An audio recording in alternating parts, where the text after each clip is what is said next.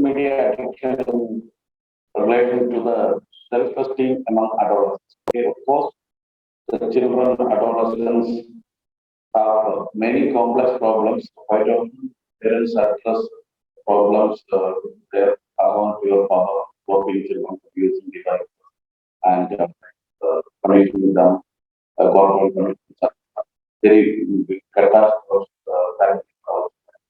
It's a very much relevant topic.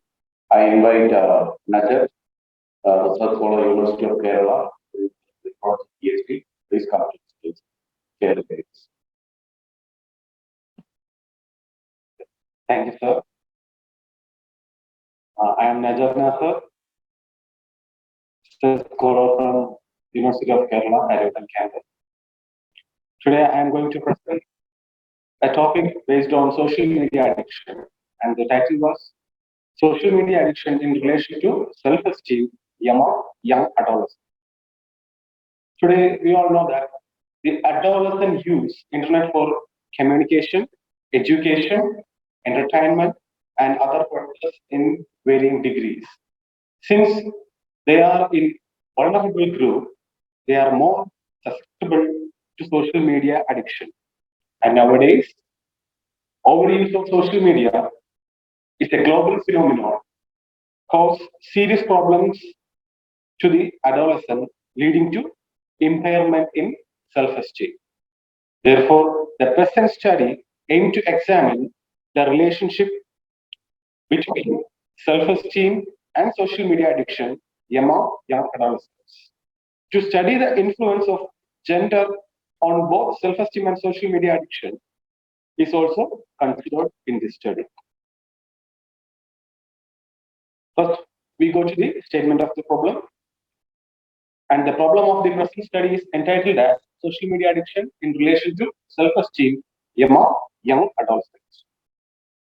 And definition of the key terms. And social media is defined as a form of electronic communication through which users create online communities to share information, ideas, personal messages, and other content as videos. And social media addiction is defined as, its addiction criteria is given below, and the first one is salience, a preoccupation with the behavior. And then we go to the next one, mood modification, performing the behavior to relieve or reduce aversive emotional states.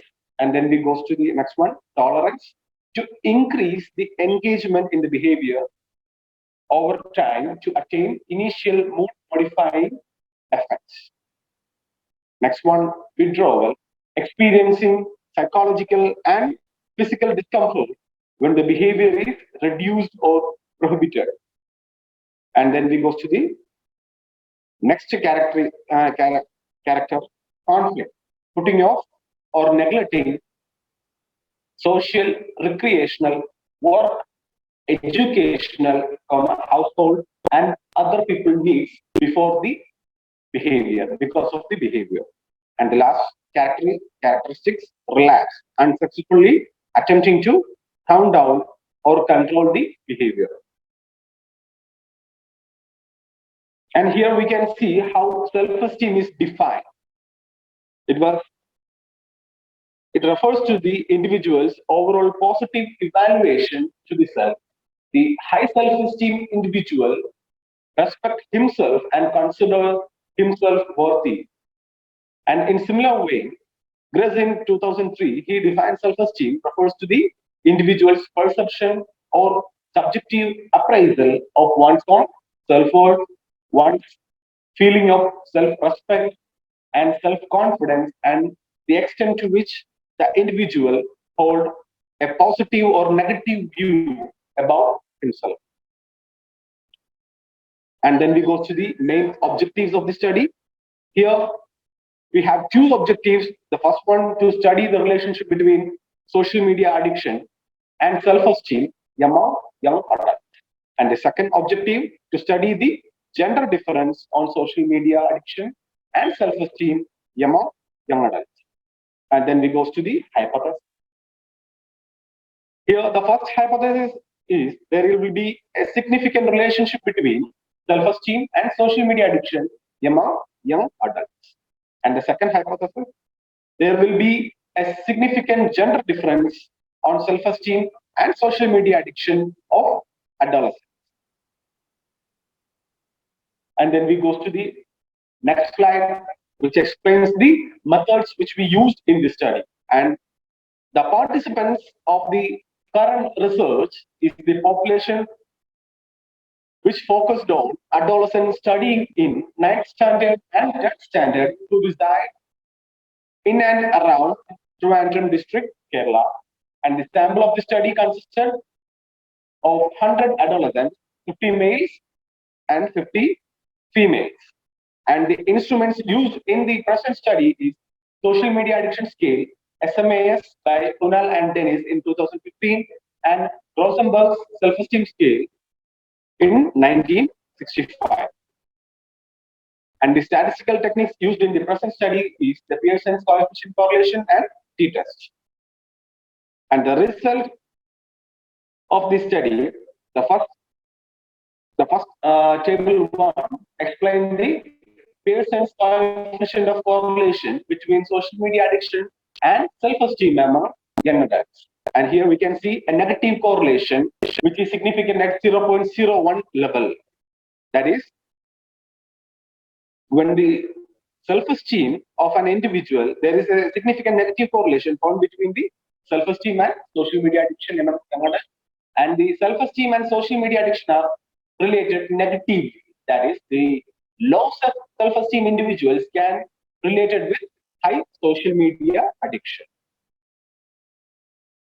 And when we goes to the table 2, which explains the mean standard deviation values of social media addiction and self-esteem among young adults based on gender.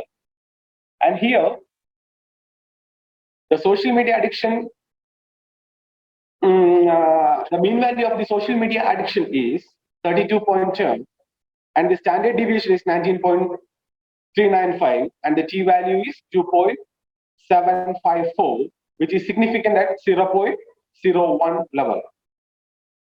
And then we go to the self-esteem. Here, the n value of the male is very low when we compare with the females. That is, the mean value of the self-esteem of the male candidates is 17.62, and the standard deviation is 5.25.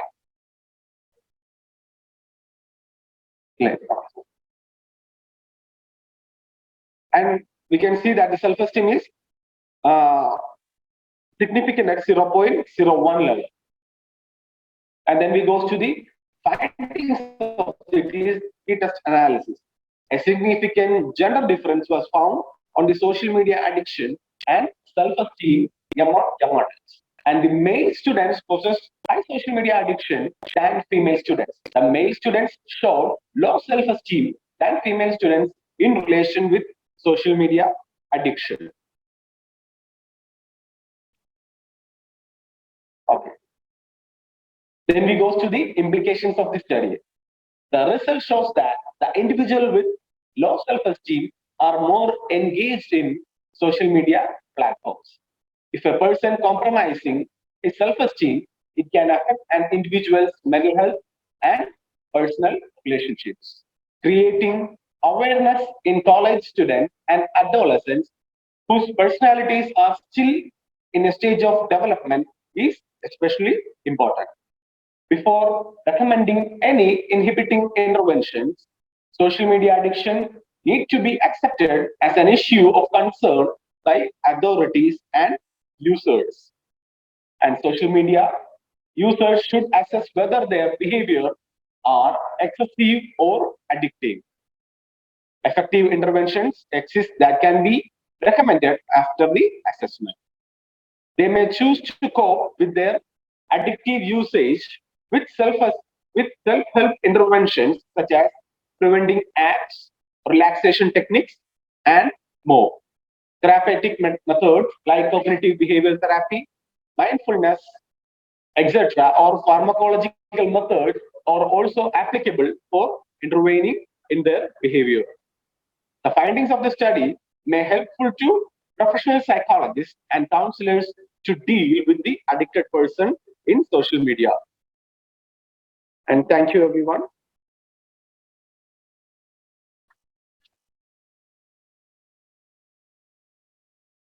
Thank you. That's a very timely topic.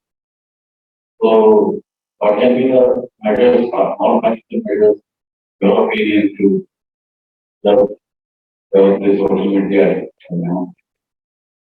Even these days we have we cannot see without the device. So one day we are left without mobile. It's something very much bad. We feel like what kind of psychology, what kind of thought by itself, what can be done by not by others, by itself. By self. Actually, uh, we can control the usage of social media, and we have to control the use of social media for modifying our mood, or just for moving the time. We have to use in an educational way to increase our knowledge, or to learn new things, or share some contents for other people to help them. Like watching other. When you wake up in the morning, Yeah, automatically our hand will search for the mobiles. That's very true, sir.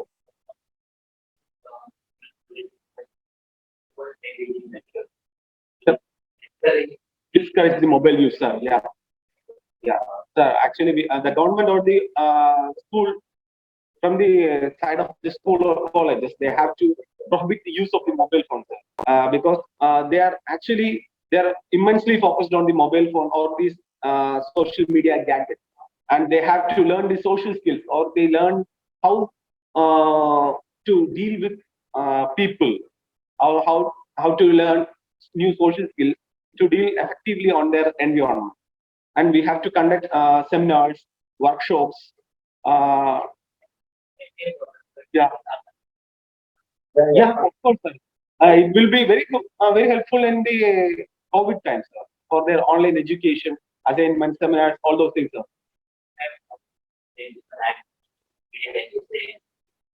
Yes, sir. Of course, they will be, of course, pushed back. Yeah, yeah, yes, sir. Okay, okay, thank you. there is another issue also that in human mind, what is many people, especially young people, are having of the creation of technology, of the utility of. Yeah. I got an IRCTC. So it's moving in the month of the 3 months, like, contract, getting across the mind because from the point, then, my point, it's like, every month, because people are like, see how, I have the people are starting to try where did that thing reach? Tell me. People don't think they are Instagram and Facebook, they are the people. They're watching all the comedy videos. So we have to focus on the educational part of the social media platforms. So it will be beneficial for them and for the other people. And we have to promote in an educational way all these platforms instead of using it for recreational activity. Balance between education and Yes, sir. Yes, information. thank you. Thank you. So we go for the next one. Thank you, sir. Okay.